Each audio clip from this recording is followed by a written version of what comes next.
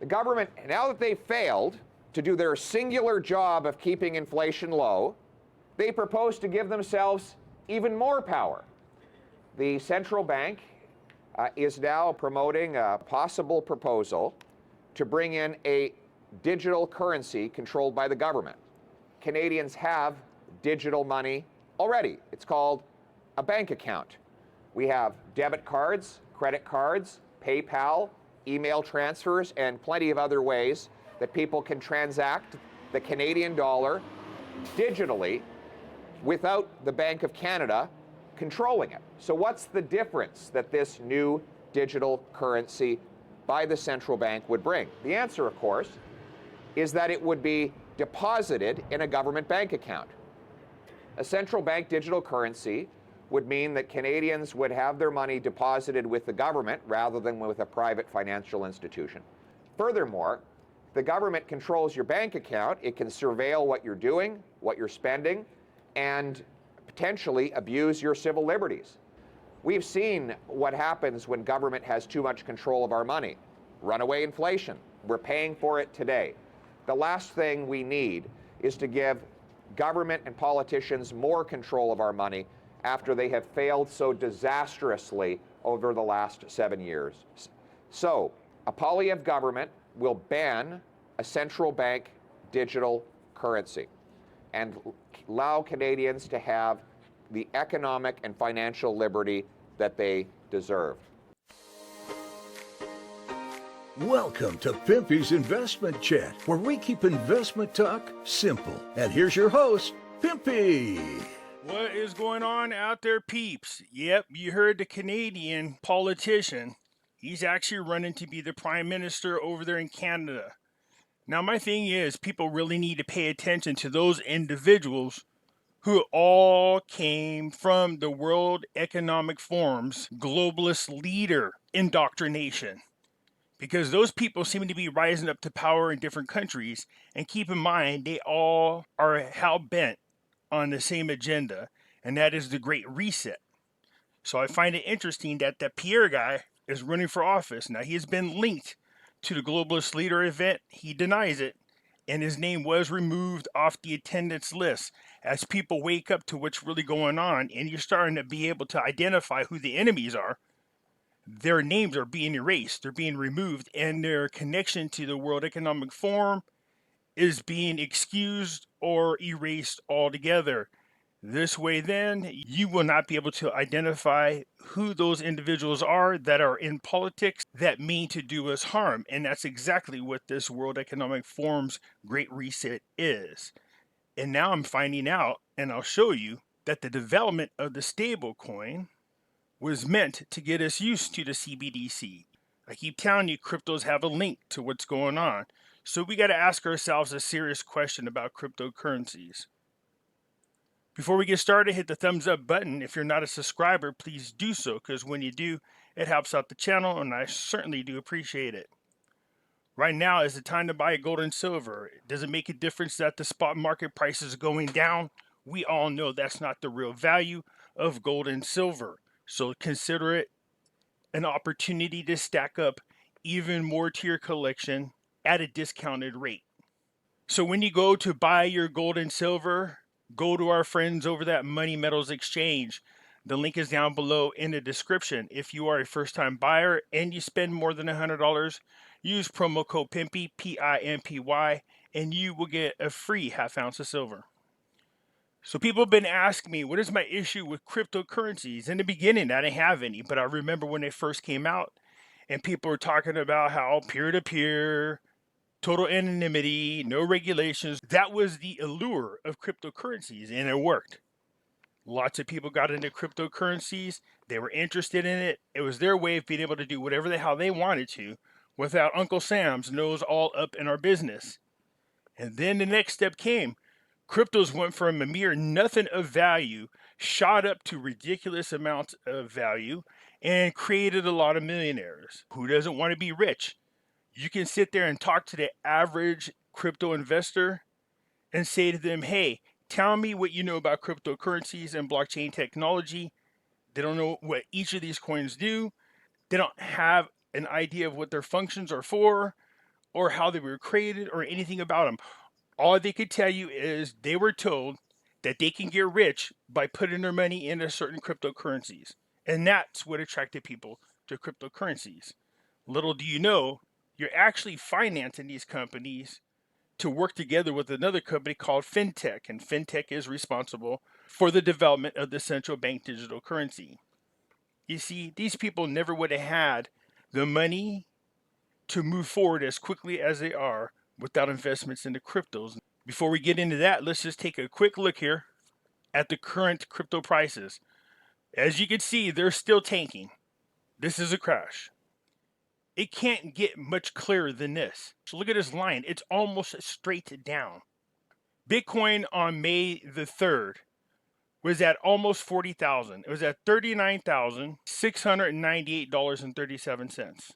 8 days later, it has reached $30,584. In 8 days, you've seen a loss of $9,113.95. So in 8 days, you're looking at about 23% loss of Bitcoin's value. That is a crash in itself in just a week. Since Bitcoin reached its peak of $68,789.63, it has lost $37,989.09. That is a 55% loss in value. 55%. I warn people about cryptocurrencies pulling the rug out from under your feet. I felt cryptocurrencies were going to be used as a way to indoctrinate people into accepting the central bank digital currency. Now, I'm not saying to give up all hope on cryptocurrencies. There is a part of me that does campaign for them and want them to be successful, but as an independent, free-flowing cryptocurrency on a platform that cannot be touched by our government in any way, shape, or form. In the past, I have said, when it comes to what is known as disruptive technology, before it's even introduced to the public, the government has already invented it, used it, played with it, did everything they needed to do to know it inside and out before it's released to the public. And then they figure out how to use the disruptive technology to loop you into what it is they want you to do.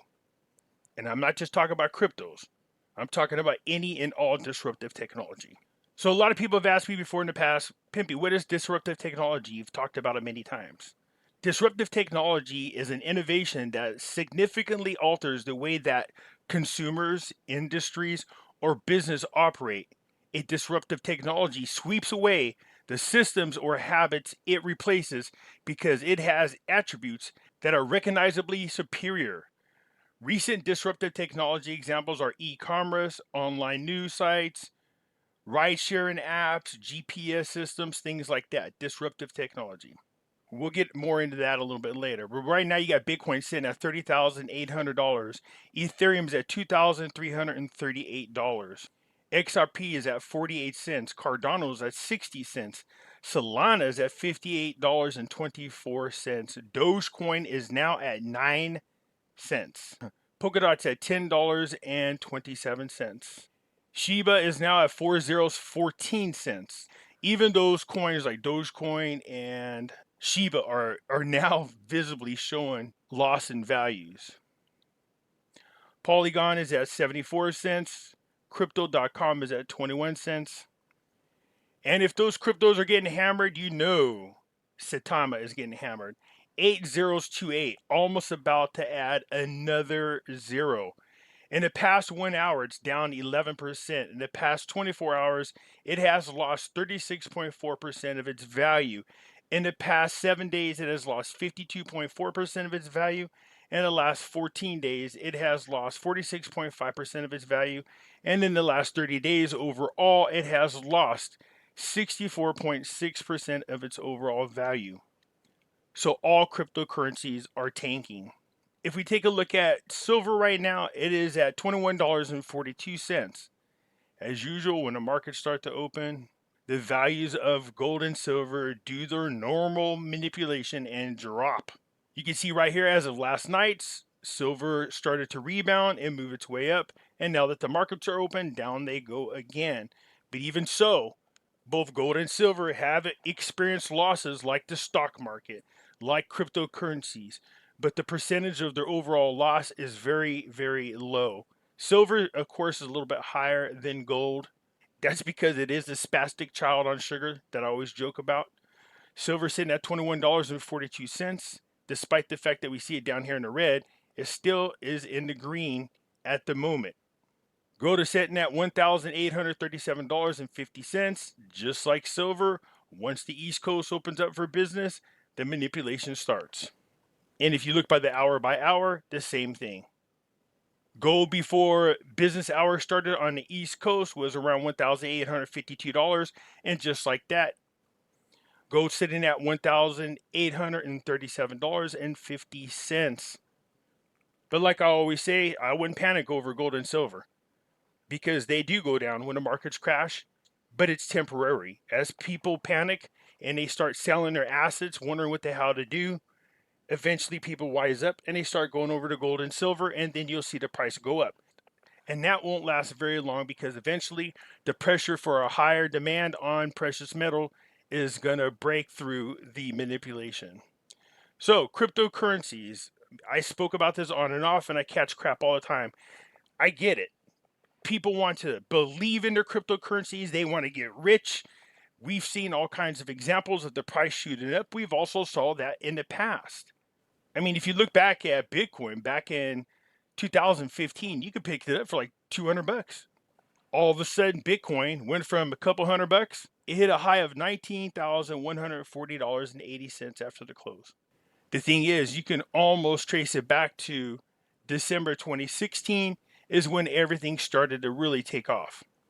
So we started to see Bitcoin rise, and over the year, it went from in the hundreds of dollars up to the tens of thousands of dollars. And if you ask anybody about what caused this climb, nobody has the answer. And there's a reason for that. It's manipulated. It was purposely ran up that high to get people excited about cryptocurrencies. First, the allure was peer-to-peer, total anonymity, no regulations, no taxes. Then we found that that was a lie. The government has been involved in blockchain technology since its inception. I showed you guys in a video where the guy from Secret Service said how they track cryptocurrencies is blockchain technology. And when the guy was talking about it in the interview, what did he say? They're using the blockchain technology as blockchain technology was created for. In other words, they created blockchain technology to keep track of everything that you guys do. Disruptive technology does not come out until after it's already been invented, used, abused, and the government figures out how to get in there and use it to benefit themselves.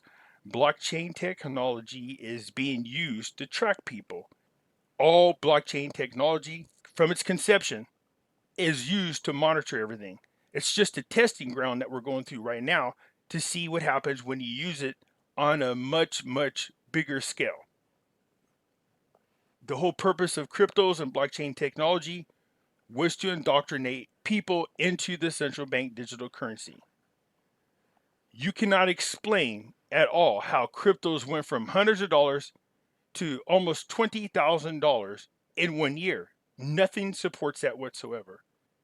But what it did do is make the news, and people heard about it, and they were wondering how they could get rich too.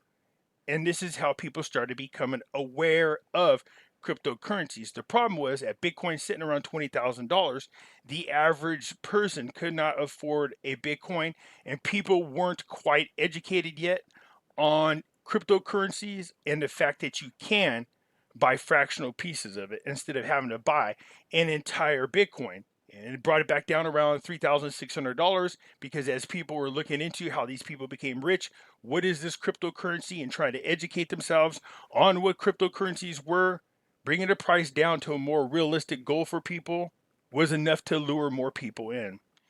Now, I keep telling you, I'm rooting for cryptocurrencies. I am, but I can't help but feel that this was just used to really trick people into getting used to using a so-called digital currency. Let me show you what I'm talking about. The Bank of International Settlement data shows unstoppable central bank digital currency momentum. Yeah, this just came out 13 hours ago.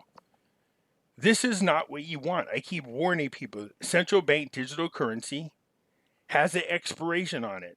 If you don't spend the money, you lose it. How can you ever build a retirement nest egg if your currency is constantly expiring? We are a debt-based economy. A lot of the countries around the world are now debt-based economies, which means the economy is only successful when you spend and borrow money. If you're trying to save, it hurts the economy. That's why interest rates for bank accounts went down to zero, in some cases negative. It was to force you to take the money out of your bank account and spend it because it was losing money. Inflation is the invisible tax. It kills your purchasing power. You are actually losing money just having your money sit in a bank account. Nothing else. It's losing money because of inflation. The purchasing power is going away. In other words, these people are trying to force you to do something with your money. Spend it before it loses its value. Research by the Bank for International Settlements into central bank thinking on the prospect of issuing bank-backed digital currency. Let me repeat that. Bank-backed. Not government-backed, not silver-backed, not gold-backed, not acid-backed. Bank-backed digital currency. Shows growing momentum with fully 90% of the central banks dipping their toes into the water. Now, first of all, getting central banks established around the world was important. That's why a lot of the recent wars we had happened to be magically with countries that did not have a central bank. Libya, Iraq. Russia had a Rothschild-owned central bank, but you heard the announcement made by Putin. The country had paid all their debt to the Rothschild central bank, and then they kicked out those families from Russia, and they took over the central bank. And like Putin said, it's the best gift you could give future generations, a bank that is not controlled by the Rothschilds. I'll show you why central banks are important here in just a moment. But it says in here, in its 2021 survey of the world's central banks, the BIS found that 9 out of 10 are actively exploring the central bank digital currency, and more than half are now developing them or running concrete experiments. Both the RONA and the emergence of stablecoins and other cryptocurrencies have accelerated the work on the central bank's digital currency, especially in advanced economies where central banks say that financial stability has increased in importance as a motivation for the CBDC involvement. Yeah, let this sink in just a little bit. The emergence of the stablecoins.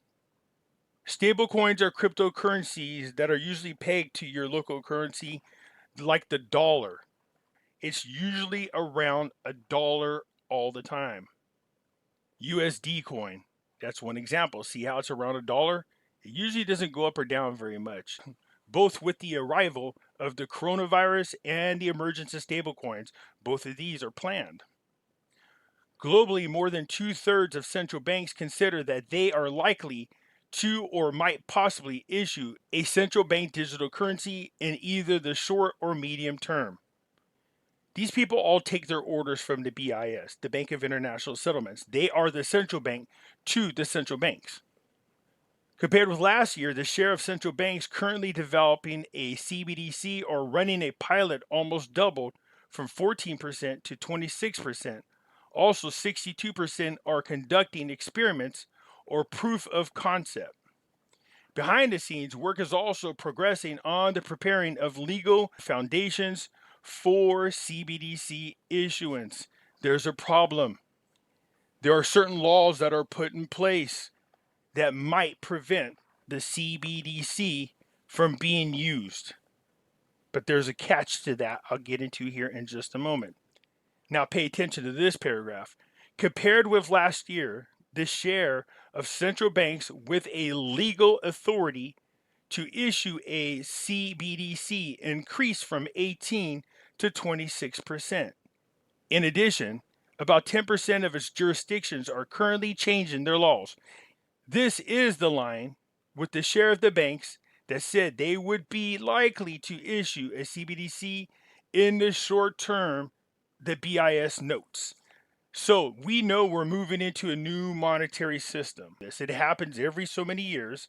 So what the BIS is saying here, that central banks are willing to possibly use the CBDC in a short term.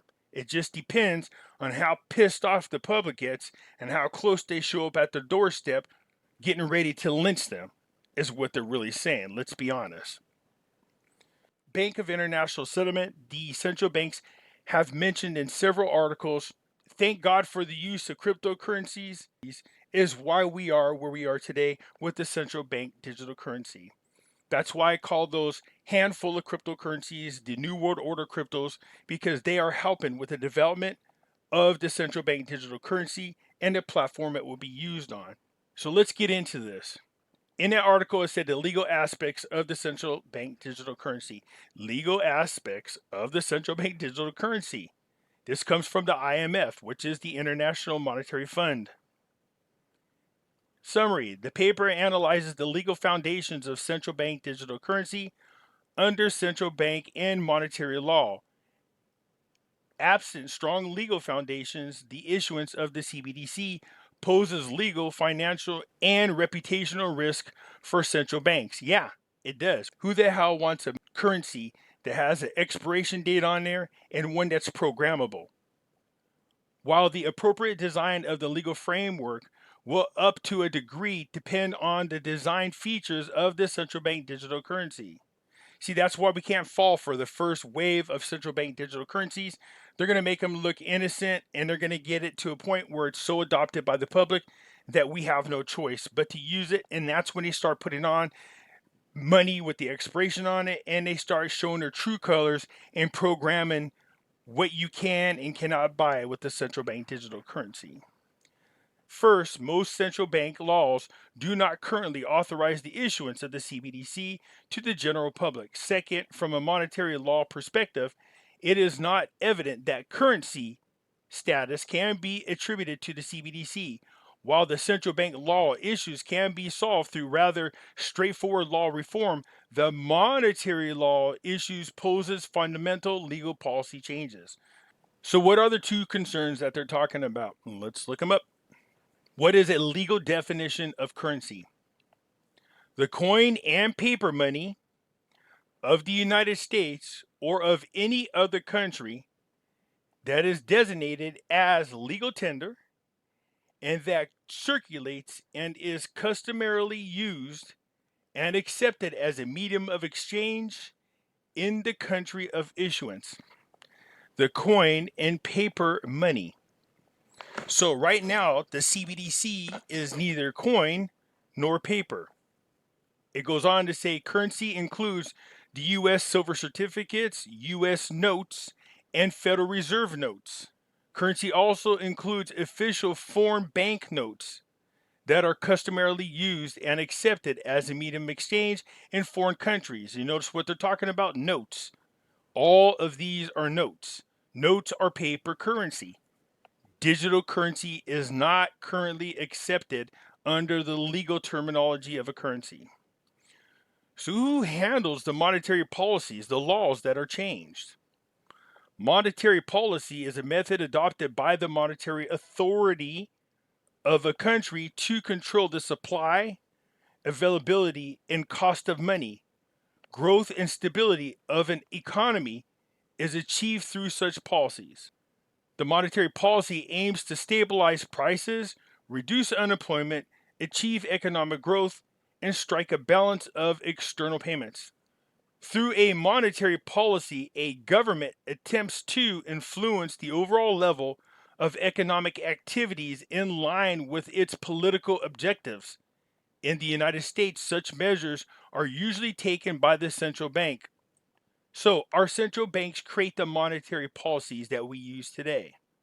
This is the Board of Governors of the Federal Reserve System. The monetary policy body within the Federal Reserve System is the Federal Open Markets Committee, the FOMC. Currently has 8 scheduled meetings per year, during which it reviews economic and financial developments and determines the appropriate stance of monetary policy. And you can see right here, monetary policy in the U.S. is determined and implemented by the United States Federal Reserve System, commonly referred to as the Federal Reserve. So the Federal Reserves do not turn to politicians to create the monetary policies or laws. Our central bank does it themselves. They create the monetary policy, which is the laws. And here's the crazy thing about the policies that are being created by our central bank. You see, the central bank can hear suggestions and advice from our political appointees, those who are elected by us, but they don't have to do what they say. Our own elected officials do not have control over the laws that are used to create our monetary policy. That is all in the hands of the Federal Reserve. So if the Bank of International Settlement wants to create the central bank digital currency, all they have to do is go to their central banks and tell them this is what they want done. And then the central banks create the monetary policy, which is the laws, that each country uses in regards to their own currency. So if we complain and raise holy heck with our politicians, most likely what would happen is a politician would have to revisit the idea of having a central bank control our monetary policies, and that should go back in the hands of our politicians. That's the crazy thing about the beginning of this video. This politician coming out that wants to be prime minister saying they are going to legally ban the central bank digital currency. Well, if they're under, and I'm pretty sure they are because it says all central banks. So even if they create some type of ban, will it hold up in court? That's the question. Can they stop their central bank from creating a central bank digital currency and forcing people into it if they control the policies that are created? Wow, Bitcoin now below 30,000 and still falling. Well, cryptos just continue to crash, and right at the moment, there really is no reason for the crash. You see, all those stable coins are supposed to be around $1 all the time. If it's not set up properly, it will lose value. And here's a perfect example of that. The UST Bitcoin reserve too late in coming to save dollar peg. Luna Foundation Guard proposed cryptocurrency reserve to guard against a collapse of the UST stablecoin came too late to guard it against past week's market turmoil. As digital assets plunge alongside traditional markets, the lack of an established formal structure in place for the project's Forex reserve designed to head off a crisis of confidence in the UST dollar peg left the stablecoin vulnerable to a market rout. Instead, officials themselves scrambling to improve solutions, offering some 1.5 billion of cryptocurrency loans to maintain the peg, and later reportedly scrambling to line up fresh capital to back the project. LFG accumulated more than 3 billion in its reserves, mostly in Bitcoin. So they use Bitcoin to support their stablecoin. Before UST first lost its peg on Sunday, however, the plan to connect the reserves to the blockchain with the smart contract to stabilize the stable coin in the crisis was still weeks away from launching. Let me repeat that. They had to connect the reserves to the blockchain with the smart contract to stabilize a stable coin. Obviously, it's not a stable coin if it's responding this way to the markets. Now, is it? Says the reserves had not reached its desired size, but the infrastructure to utilize the reserves was not in place. So ask yourself, what are these cryptocurrencies doing to protect their cryptocurrency from these types of crises? You need some kind of financial foundation. Nothing is supporting them. There's a liquidity issue both in the stock market and in cryptocurrencies. As people panic and they sell, where is the money coming from? It's going to get to the point where you can't even sell your cryptos because they don't have the money to give back to you. And you'll be stuck with a lot of cryptocurrencies with nothing you could do with them because they'll have no value. What they should have done is created some type of financial foundation that supports and backs their cryptocurrency in case of a crisis. Let me be bold and make a suggestion on what that should have been. Gold and silver. Crypto should invest it into precious metals to help protect them against a market crash. Where have I heard that before? Gold and silver not only protects you against inflation, but also a market crash. Oh yeah, Pimpy said that. Man, I'm telling you, cryptocurrencies are more and more questionable. It seems to me that the central banks are awfully fond of cryptocurrencies and their use cases. So here's the question you got to ask yourself. Now, this is just me giving you my opinion. I really do think that cryptocurrencies were created to help indoctrinate you into the use of the CBDC. Now, I'm about 98% sure if that's what they're there for. I'm not 100% there yet. But let me ask you, do you think cryptocurrencies were used to indoctrinate people into the CBDC? And then here's the next question. Is getting rich off cryptocurrencies, if it means losing all the millions you gain later on once the central bank digital currency is put into place, and you're forced to swap over your millions that you gain from your cryptocurrencies into a central bank digital currency that has an expiration date on it, you can't spend all that money that quickly. And even if you could, what's left over? Congratulations, you invested some money into a cryptocurrency and you became a millionaire, only to have them bring it over to the central bank digital currency and you lose it all anyways. But thank you for your monetary contribution that they took and used to create the central bank digital currency. Is it worth it to you? I don't think so. So maybe you should rethink about investing in the cryptocurrencies altogether. Sure, the allure of becoming a millionaire is hard to pass up. And sure, there's been a lot of millionaires and billionaires created out of cryptocurrencies. But what good is it once the central bank digital currency is forced upon us and your money now has an expiration on it? And you lose it all anyways and still enslaved to the very system that you helped create. Anyways, hit the thumbs up button. If you're not a subscriber, please do so, because when you do, it helps out the channel, and I surely do appreciate it. And I'll catch you later. I'm out.